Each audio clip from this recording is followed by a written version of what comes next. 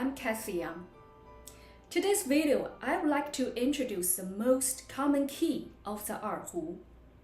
Erhu has 6 common keys.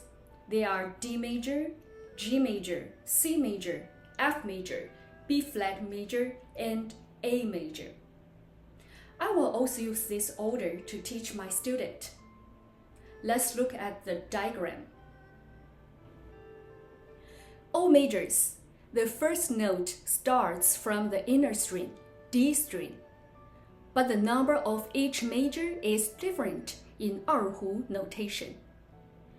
To indicate an octave higher or lower, a dot is placed above the number, which means the high octave. A dot is placed under the number, which means the low octave. This lesson only have one tip, but the one is very applicable. You just need to pay attention.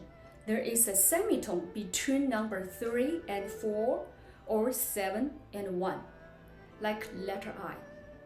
This means that pairs of notes are positioned closely together. When playing those notes on the erhu, those 2 fingers are placed closely together, no matter which key you want to play.